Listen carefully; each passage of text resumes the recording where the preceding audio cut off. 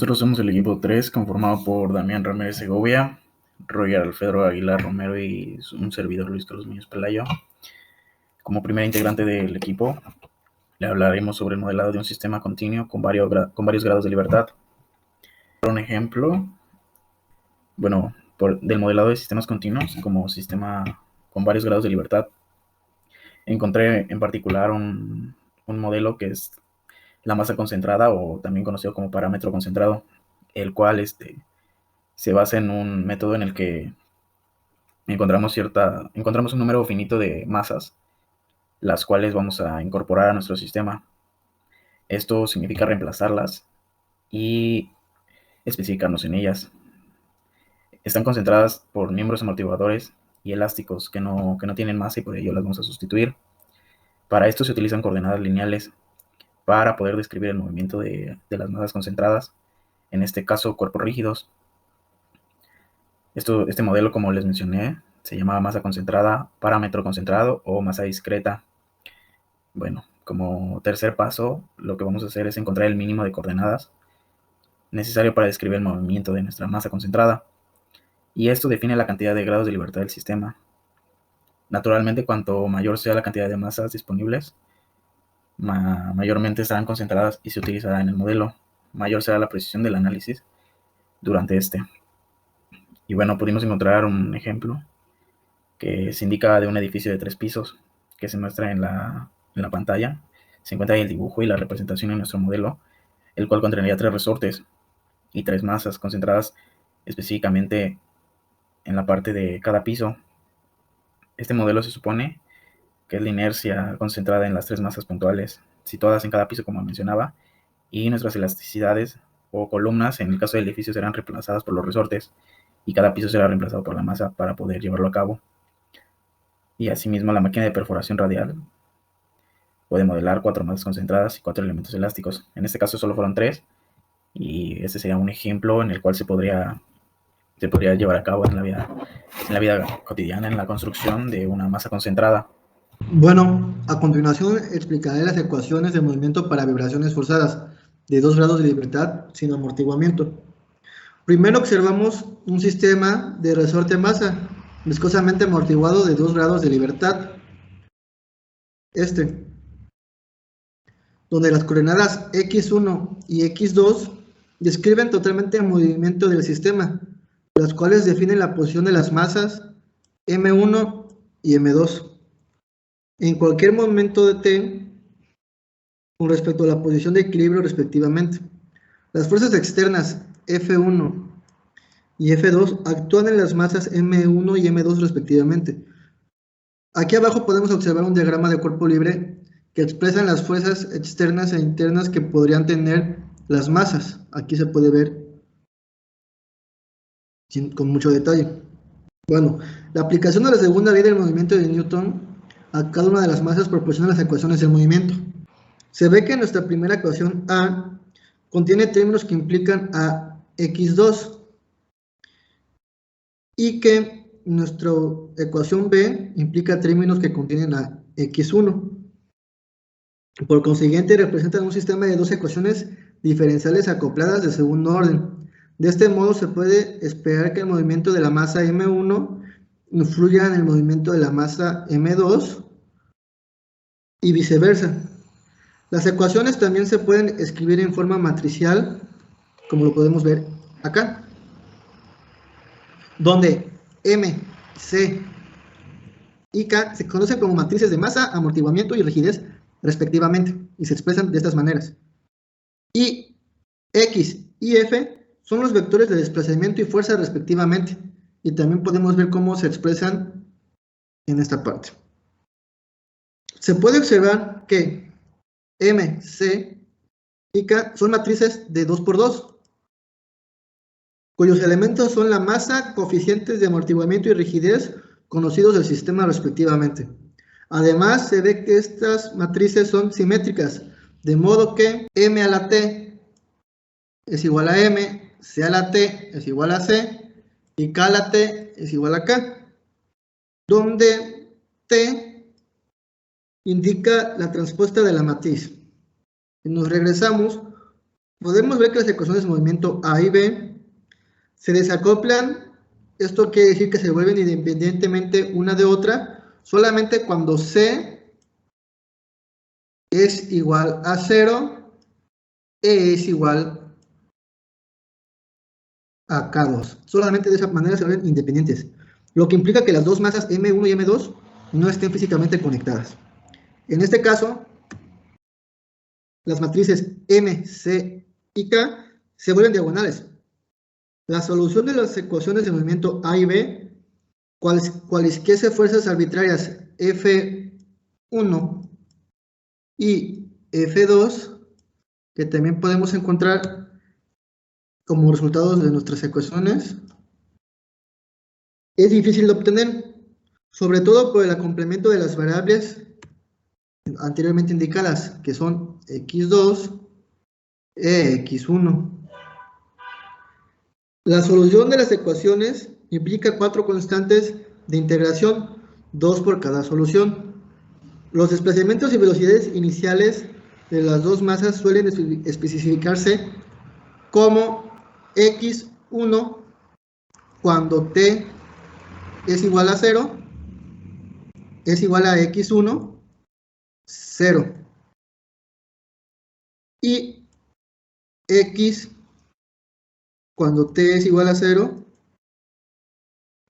es igual a x con 0 de tiempo.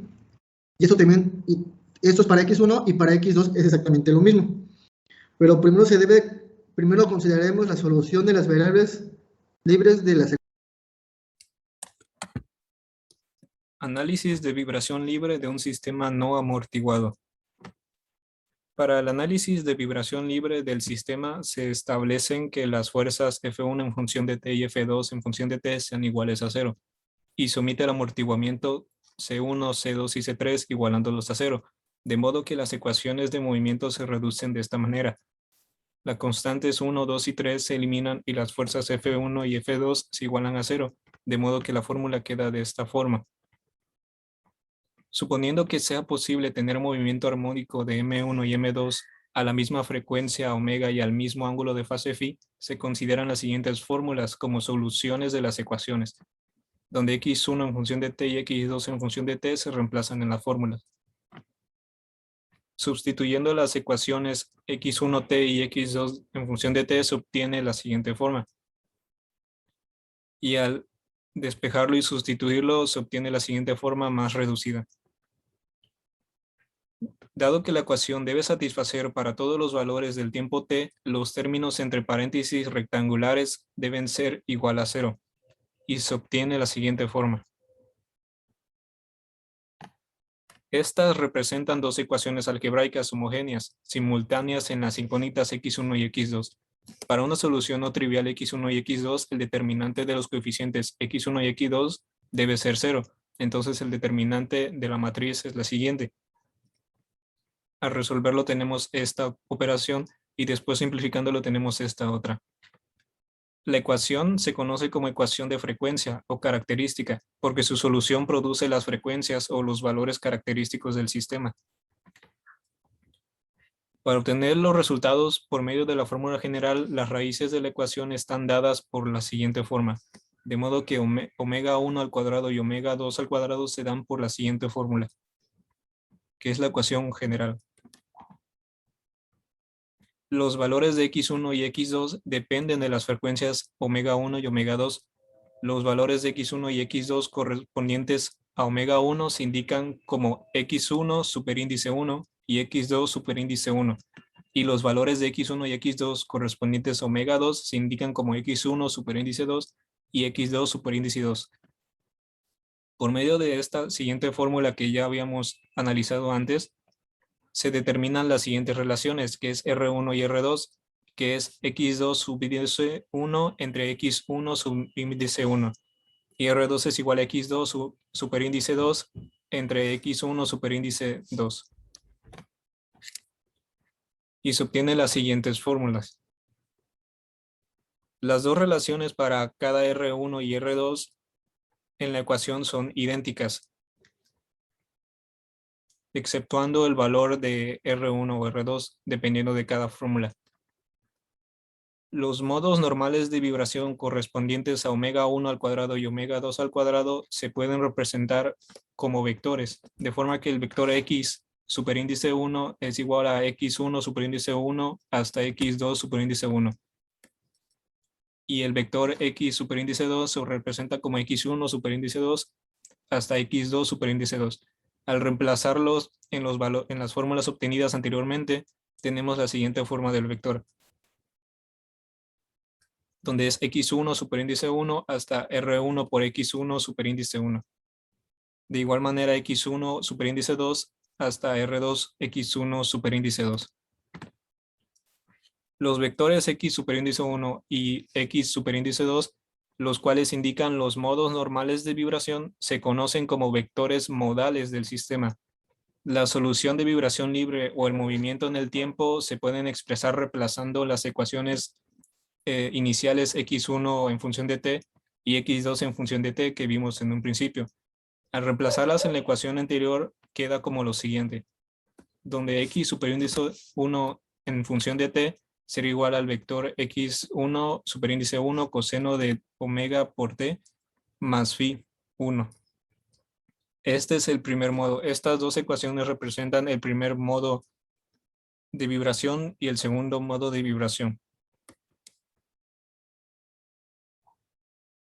También me tocó hablar sobre un ejercicio, bueno, aquí lo podemos observar en pantalla. Es un ejercicio de 2 grados de libertad de un sistema no amortiguado. Para iniciar encontramos la ecuación primera, que sería, como no tenemos amortiguamiento, la masa y el resorte serán iguales. Las tomaremos como una ecuación diferencial, donde podemos ver el punto número 1, la masa 1 y la masa 2, van a estar oscilando con la misma frecuencia. Nuestra primera ecuación sería masa 1 por X1 más K1 más K2 por X1 menos K2, X2 igual a 0. Y en su dado caso masa 2 por X2 menos K2 por X1 más K2 más K3 por X2 igual a 0.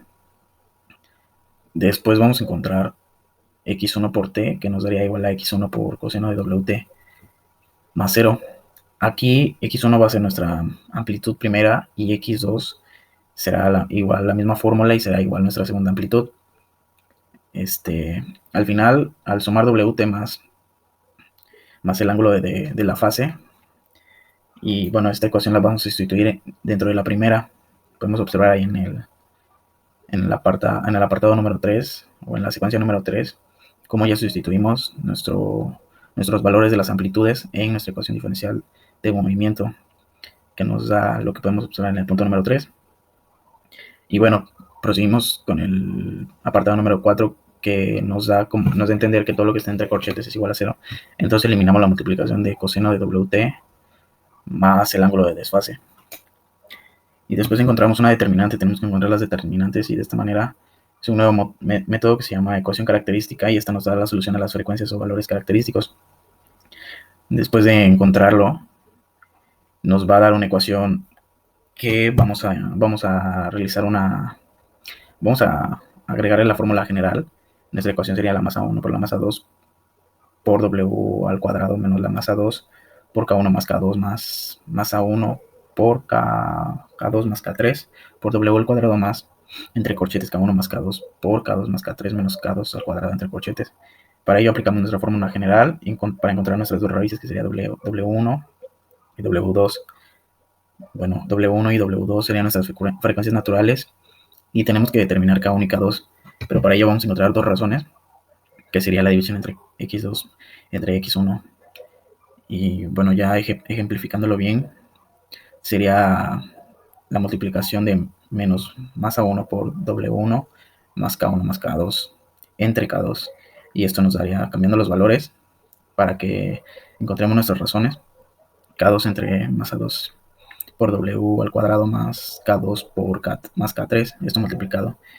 Bueno, aquí lo que estamos manejando es en un sistema no amortiguado, pero bueno, no agregamos valores porque queremos observar cómo nuestras ecuaciones van a estar funcionando. Queremos entenderlas para poder después jugar con nuestros valores en los resortes y dentro de nuestras masas. Todo esto va a ser nada más a través de ecuaciones, para posteriormente, más adelante, pues agregar ya lo que son valores, lo que son masas, encontrar los pesos, nuestras constantes y así seguir encontrando. Bueno, en este punto encontramos ya nuestras dos razones y a través de las condiciones iniciales estaremos encontrando 4, que sería x1, 2 condiciones de x1 y 2 condiciones de x2.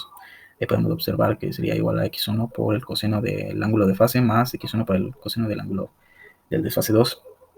Y nuestra segunda condición sería menos W1 por x1 por el seno del ángulo de fase menos W2 por x1 por el seno del ángulo de fase. Y bueno, igual nos quedarían las mismas ecuaciones para tanto x1 como para x2 y las reescribiríamos de esta manera para encontrar finalmente x1 y x2. Bueno, en las últimas ecuaciones nos faltaría nada más despejar el coseno del ángulo del desfase y sería la multiplicación de la razón 2 por x1 por 0 menos x2 por 0 entre razón 2 menos razón 1 entre el corchete multiplicado por el coseno del ángulo de fase. Y a la hora de encontrar nuestras 4 razones, bueno, aquí en un ejercicio ya con valores ya encontraríamos nuestra respuesta, pero por el momento todo queda así ejemplificado. Intenté simplificar lo más que pude del ejemplo que tomé de una tesis. Y bueno, eso sería todo por mi parte con la exposición. Muchas gracias.